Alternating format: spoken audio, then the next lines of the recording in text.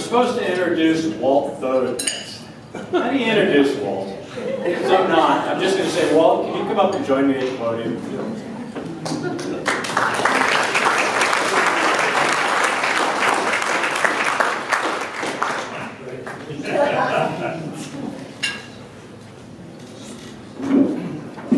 I guess he figured he found the right Walt. There are several others. Sometimes we have problems with that. But I've been told, I don't know who bothered to figure this out, that you add up all the hours of all the membership and affiliate membership of the club, it adds up to something like 4,500 years. I don't know how you would ever figure that out, but I guess that's significant in some way. But I'm here mostly because I wanted to recognize the membership, and specifically I'm going to try to do what we do at most of the, I guess all of the parades, where we ask the people who did the parade all to stand up and then gradually sit down as the number of years that you've gone has come and gone, and then you end up with the one guy who's been there the longest. I think almost always it's been a guy named Mike Robbins from Indiana who's been to every parade almost that there has been. Everybody else sits down, he's on to like 55 parades or something. So I'm going to try to do that with Silver Sage membership. I would ask each primary member to stand up, and I'm going to ask you to sit down as I name the year, the number of years that you've been a member of the Silver Sage region. So please stand up, primary members. And affiliates too, if you like. Everybody stands up. Everybody stands up. Everybody stands up. Get your ass up. We're talking about years and membership in the Silver Sage region. I'm not sure I see enough people standing yet, but maybe that's all there is. Okay, can I ask everybody who's been a member of... Stand. the primary. Okay, everybody stand up. Everybody stand.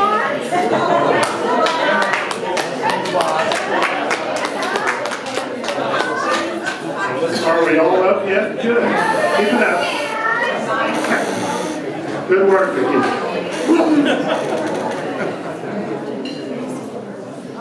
Okay, if you've been a member for less than 5 years, please sit down.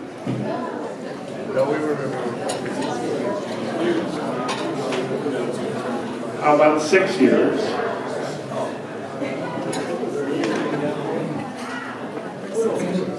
Seven years?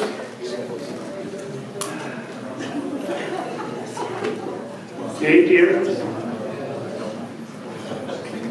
By the way, if you don't know which year you joined, you can look on your card and the first 4 numbers are the year you joined. Of course you all got your membership cards, right? 9 years? 10 years? How about 11? We're getting down there now. 12? 13? 14? 15? 16? We're in the hardcore now. 17? 18? 19? That's when I would have to sit down because that's when I joined here. I'm going to stand up anyway. How about 20? 21? Well, we see about 7, 8, 10 people left here. 22? 23? 24? 25? 26. 27.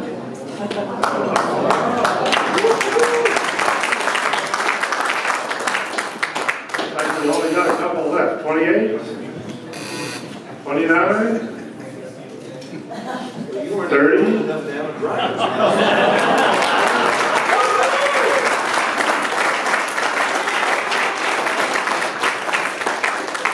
Down to John and Vicki Mason. Congratulations, you're the oldest individual member of the club.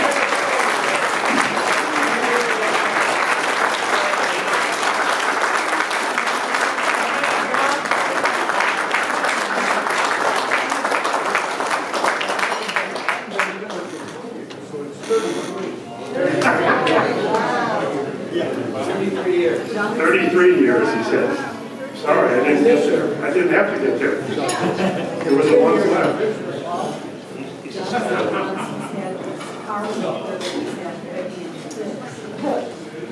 I understand that John once said he's had his, of course he doesn't have it anymore, but he had his car longer than he had his wife and kids. I don't know that that's a good thing to tell people.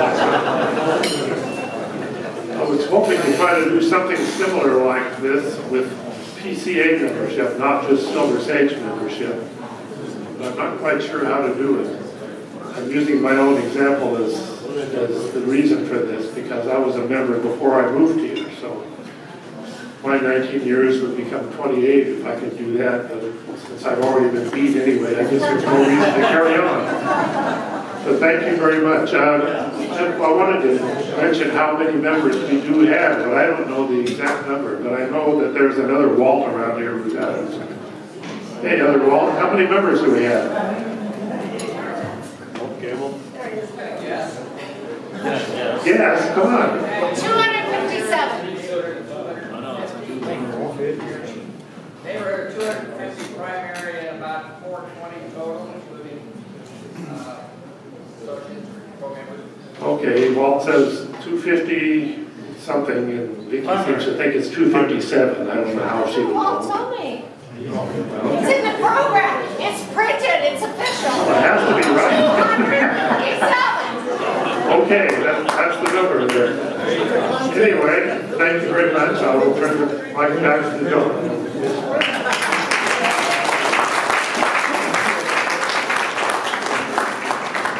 Thank you, Walt.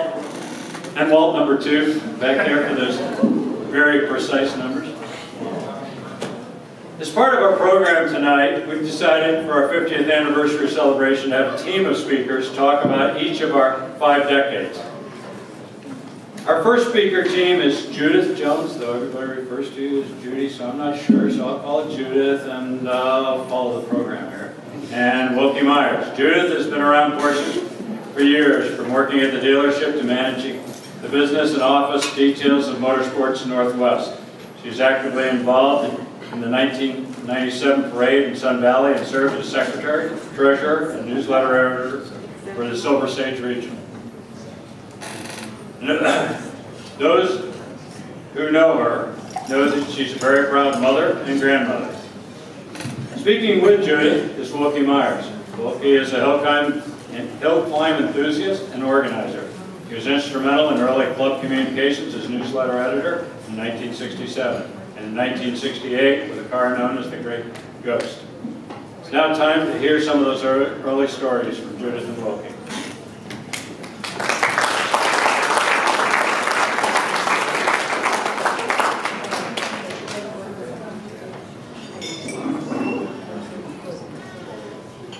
I'm Judith Jones. Wilkie Myers. Hard to figure out.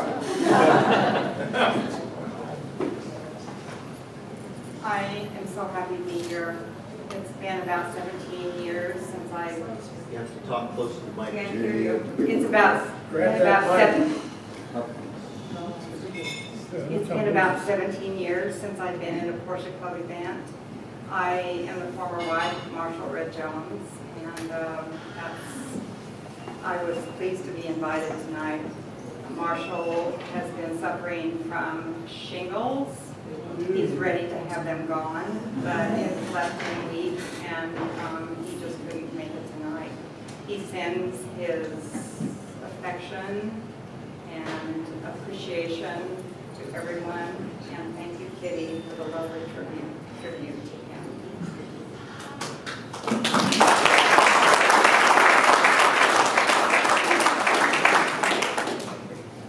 Wilkie and I go back a long time. Wilkie's got some great memories of the early days. I was especially fond of the early days in Porsche, with Porsches. The 356s and the early 911s. We had so much fun with that. Those are the cars that made... You can't hear back here. Grab the mic. It should come loose. Put it close to your mouth. Okay, good advice. Okay, I'm doing better now. I can hear. I'll just stay. Okay, all right. Can you hear me now? Did you start from the start? No.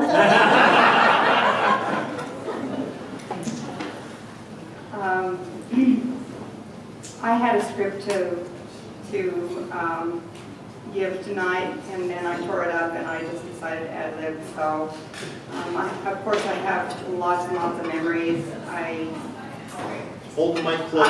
I married a man that had already been with the Porsche dealership network about 5 years by the time we met. So you would think that I came into the Porsche world through him, but that is not so. I found it on my own before I ever knew him. Yay! I was a young mother of 2 little cherubs. Single. I went to work in the office of a large Porsche dealership in Denver. For Hagestead Motors, an awesome place. The Hagestead family were supporters, enthusiasts of all things Porsche, and they had race cars and there was just a lot of excitement there. They also had a lot of German. I assume that they were German mechanics that worked in a spotless shop, and they had 356s of all configurations. And boy, did they know how to drive them, and did they sound good. That's when I just was totally smitten by Porsches. So, but when Marshall and I found our way, married and found our way to Boise, this was my hometown. We had only been married about 3.5 years, and I think by then we'd owned 4 Porsches. He came into our marriage with I think it was a 1957 Porsche Speedster with a fiberglass top. Think bathtub. And we courted in that in the Rocky Mountains. And oh my goodness, you couldn't even have a conversation. The car was so noisy. We loved that car. And then from there it was a red 911, and then we went back to 356s. I think we came to Boise with the 356, and this is the truth. He towed across the Rocky Mountains a Coleman pop-up camper with his 356 and a trailer. And I was driving the station wagon with the kids, the dog, and the U-Haul. And we moved to Boise, and Russ Faraday bought the 356 for one of his sons. And we bought a 911, I don't remember what year, but I do remember it was Irish green, and that's what we took to the parade in 1971. So anyhow, it's been a good life. Like Kitty said, we had a lot of Porsches come through our lives, and it was always fun. We always had a Porsche. And I just have wonderful, wonderful memories of the Porsche cars and Silver Sage, Porsche Club of America. Thank you, everybody.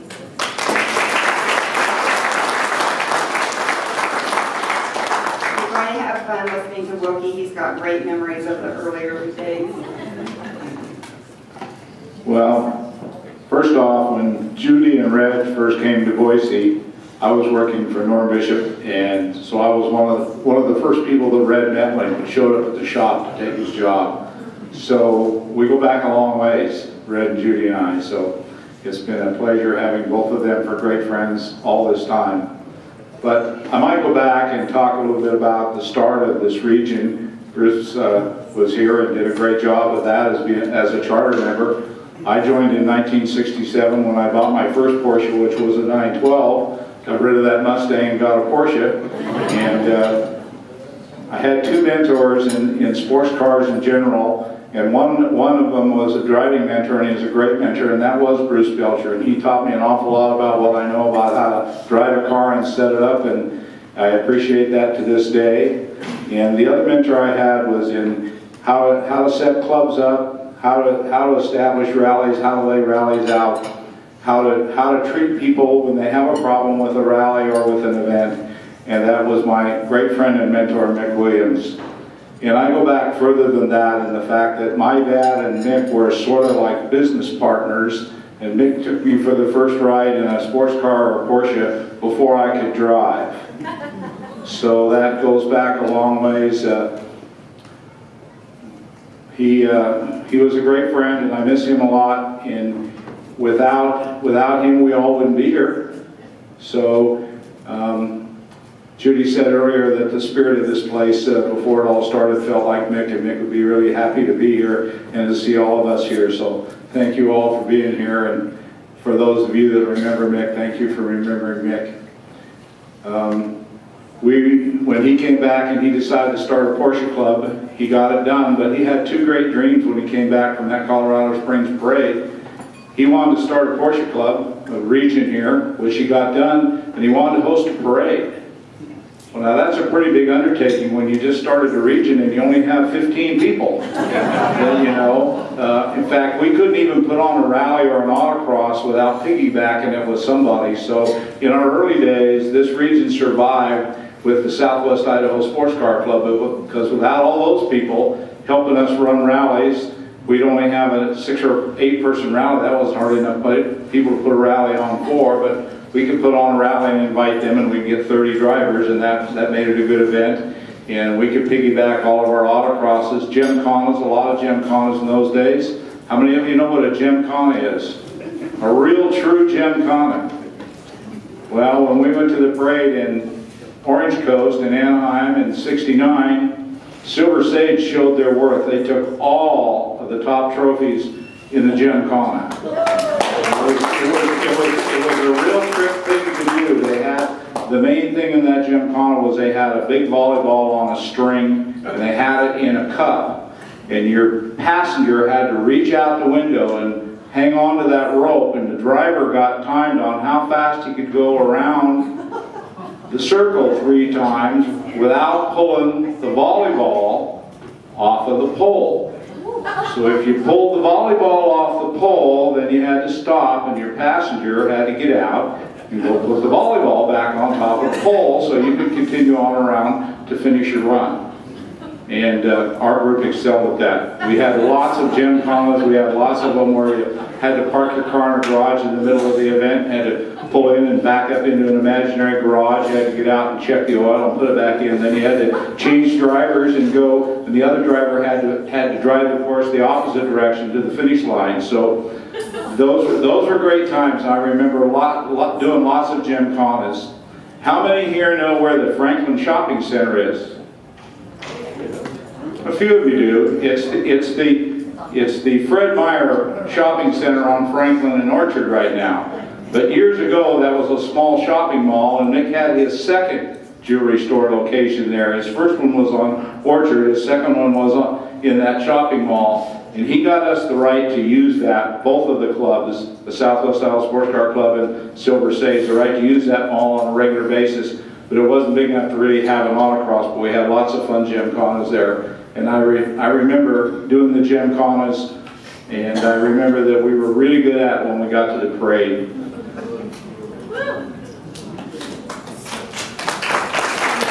So we're going to talk a little bit about the Sun Valley Parade. I know our time's running short, but that was an important part of our decade. And Marshall and I joined the Porsche Club, I believe it was in 1970, it might have been 71.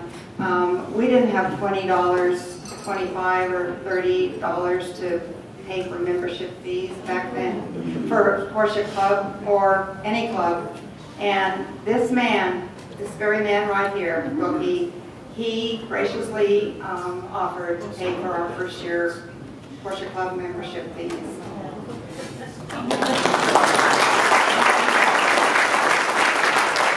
so we joined, and we immediately got recruited into being worker bees in the impending 71 parade in Sun Valley. Well, we can talk about the Sun Valley Parade, but without going to the parade at Orange Coast in Anaheim, we wouldn't have ever hosted that Sun Valley Parade. And two memories I have is that there were about 12 or 14 of us that went, and everybody had kids. And how do you haul all your kids to the parade when you're all driving your Porsches?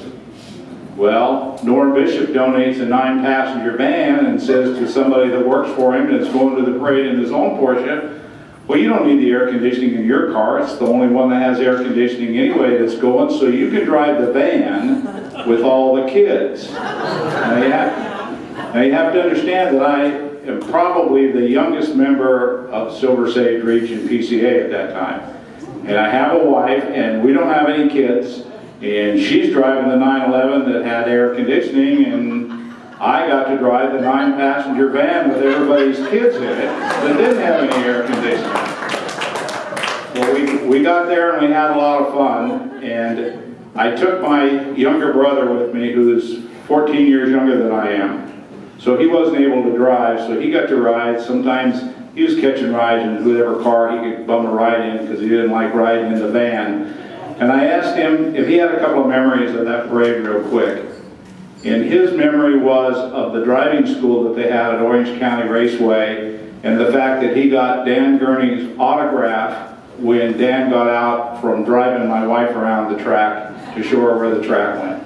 So he remembers that, and then he remembers that somebody else was driving the van on the way home, and all the Porsches took off to have fun on the road, and the van driver took the wrong turn, and we had to wait about 3 hours for him when he got lost up on the high desert with a van full of kids. So I don't remember who that was. I think it was Art McConnell, but I'm not sure who that was, that got lost with all those kids. I will tell you right now that without the guidance of Mick Williams, without the hard work of Red Jones, and without the financial support of Norm Bishop Volkswagen Porsche Alley, that the 71 Sun Valley Parade would not have happened. I've got to say something about Peter Porsche, though. It was 1971. It was pretty thrilling to meet a member of the Porsche family in person. Peter is one of several sons of Dr. Ferry Porsche, and he came to the Sun Valley Parade. He was about 31, dashing, and on his arm he had his wife, Cooney. Okay, picture a blonde European supermodel, and that was Cooney. There was a lot of energy around her. The guys would go back for several looks, but anyhow, Peter was always, we saw him many times at different parades through the years. He was always so gracious and free with his stories about Porsche and the Porsche family. And I know my husband Marshall just hung on to every word. He was a doll. So that was a very exciting part of the Sun Valley Parade. Sun Valley Parade was actually the gold standard for many years. It was an awesome, awesome parade.